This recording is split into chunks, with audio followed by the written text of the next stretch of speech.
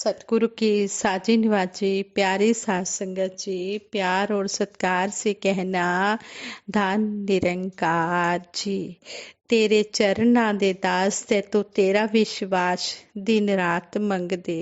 तेरे चरना च मेरी अरदास माता, सपने विच भी ना डोले मेरा विश्वास माता। सतगुरु माता जी, जिस तरह आप जी ने अपने चरणों से लगाया है, इसी तरह अपने चरणों से लगाए रखना और हमारा अटूट विश्वास बनाए रखना।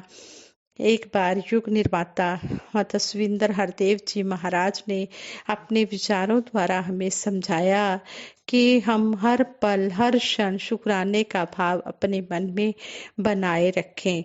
जब हम शुक्राना करते चले जाएंगे तो हम हर हाल में खुशियां ही खुशियां प्राप्त करते चले जाएंगे।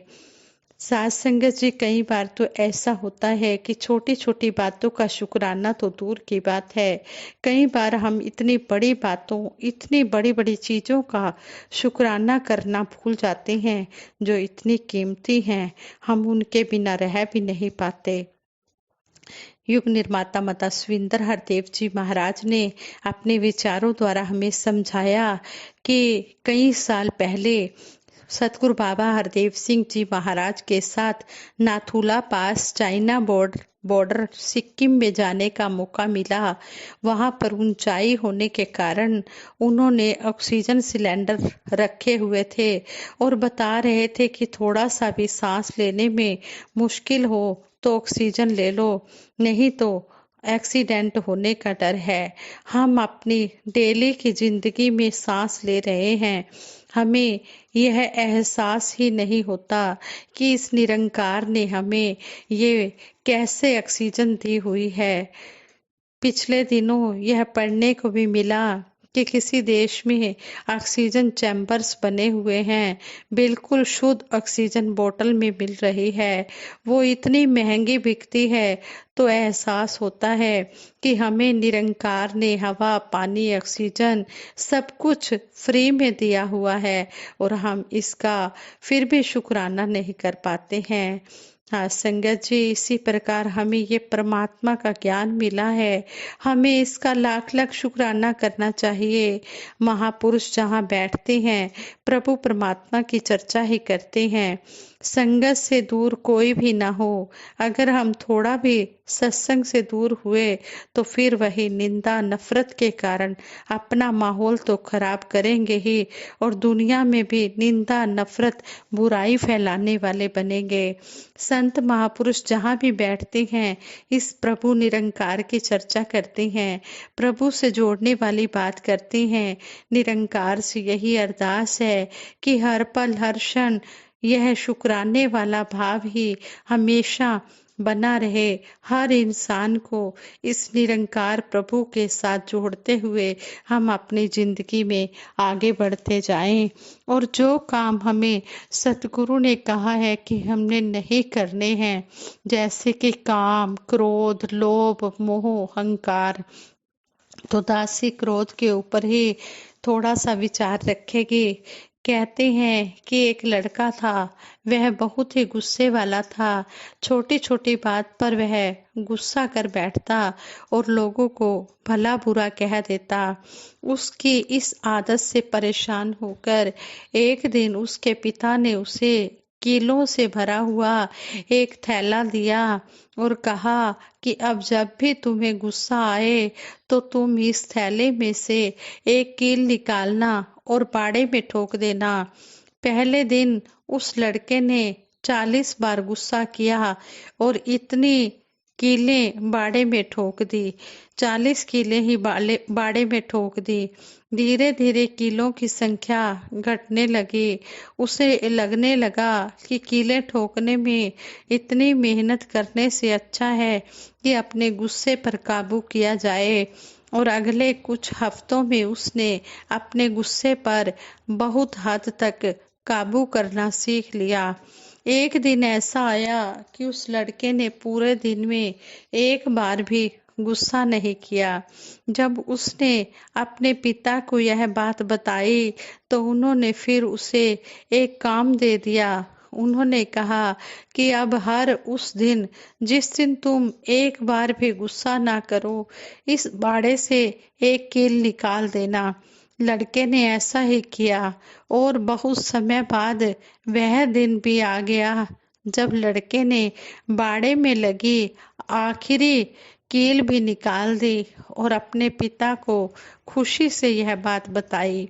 तब पिता उसका हाथ पकड़कर उसे बाड़े के पास ले गए और बोले, बेटे, तुमने बहुत अच्छा काम किया है, लेकिन क्या तुम बाड़े में हुए छेदों को देख पा रहे हो? अब बाड़ा कभी भी वैसा नहीं बन सकता जैसा वह पहले था। जब तुम गुस्से में कुछ कहते हो तो वे शब्द भी इसी तरह सामने वाले व्यक्ति के दिल पर चोट लगाते हैं, गहरे घाव छोड़ जाते हैं। इसलिए अगली बार अपना गुस्सा आने से पहले आप भी ये जरूर सोच लेना कि यह सामने वाले पर कितना गहरा घाव छोड़ सकता है। हो सकता है कि उस समय गुस्सा आपको सही लगे, लेकिन यह भी हो सकता है कि बाद में आपको गुस्सा करने के बाद पछताना पड़े और फिर कहते हैं कि पछताने के बाद फिर सुकून नहीं मिलता है। इसलिए कभी भी गुस्सा न करें। जब गुस्सा आए तो इस निरंकार प्रभु परमात्मा का सिमरन करने लग जाएं। जब सिमरन करेंगे तो अपने आप थोड़ी देर के बाद गुस्सा दूर हो जाएगा और जो अपने मुख से अपशब्द गुस्से के कारण निकलने होते हैं वो भी नहीं निकलेंगे। इस तरह मन में अच्छी सोच आ जाएगी और ये अच्छी सोच संतों महापुरुषों की संगत करने से ही आती है। सतगुरु हमें बार बार यही समझाते हैं कि हमने काम, क्रोध, लोभ, मोह, अहंकार, इन 5 चीजों से बचना है। अगर हम इन 5 चीजों से बच जाएंगे तो हम भक्ति के रास्ते पर आगे से आगे बढ़ते चले जाएंगे। इस तरह हमें संत महात्मा समझाते हैं कि संसारिक जीवों ने दुनिया के झूठे पदार्थों को मजबूती से पकड़ रखा है। कोई और चीज पकड़ना चाहे तो पहले पकड़ी हुई चीज को छोड़ना होगा। जब तक किसी ने अपने हाथों में माया पकड़ रखी है और वह पकड़ से नहीं छूटती, उसको परमात्मा की प्राप्ति भी नहीं हो सकती। संत महात्मा जीव की नश्वरता का एहसास करवाते हैं ताकि मानव असार वस्तु को छोड़कर सार वस्तु को ग्रहण करे। मनुष्य जन्म परमात्मा की अनमोल देन है। तभी तो संतों महात्माओं ने इंसानी जन्म को दुर्लभ कहा है। इसी दुर्लभ योनि में ईश्वर की प्राप्ति होती है। इसी दुर्लभ मानव योनि में ईश्वर की प्राप्ति होती है। मानव सच्चे सुख के लिए दुनिया के भोगों के पीछे भटक रहा है। संसार के सुख हमेशा कायम रहने वाले नहीं हैं।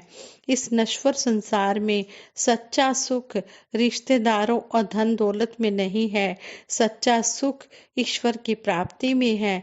ईश्वर से मिलाप का सच्चा साधन सतगुरु की भक्ति और प्रेम है।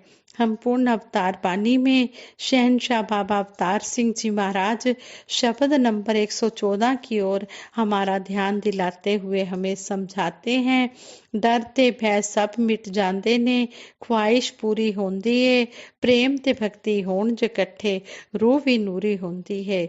जब प्रेम के साथ भक्ति की जाती है तो यह आत्मा खुश हो जाती है, नूरो नूर हो जाती है। इस आत्मा को आनंद मिलता है।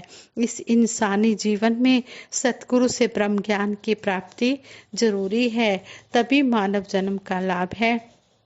शहनशाह जी शब्द नंबर 82 में भी हमें समझा रहे हैं, जीवन खातर प्राणी दे लई जीवे प्राण जरूरी है, तीर नु चिल्ले चाढ़न दे लई जीवे कमान जरूरी है, धरती बाजो कम नहीं सरदा जो आसमान जरूरी है, प्रेमा भक्ति दे लई ऐदा गुरु दा ज्ञान जरूरी है, ऐदा ही इंसानी जामे विच भगवान जरूरी है, जो अवतार गुरु तो मिलदा है ऐसा दान जरूरी है।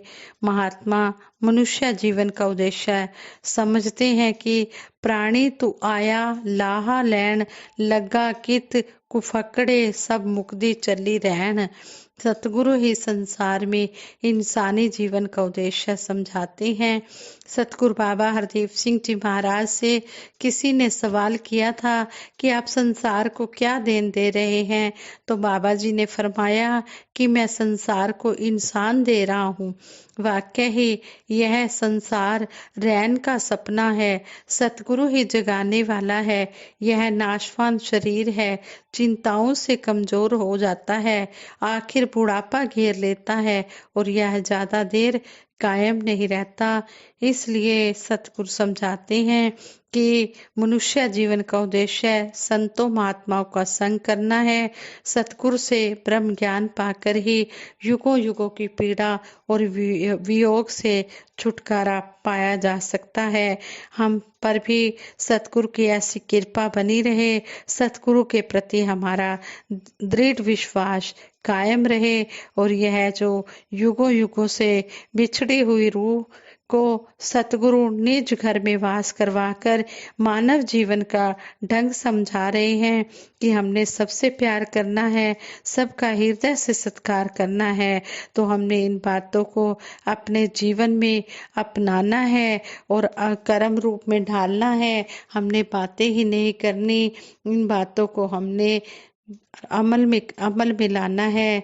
रंग अमल का ये भरना है इस नक्शे में, जो नक्शा हमें सतगुरु ने दिया है कि हमने प्यार का ये नक्शा बनाना है और इसमें रंग अमल का भरना है, यानी कि हमने अमल करना है। खाली बातों से बात नहीं बनती है।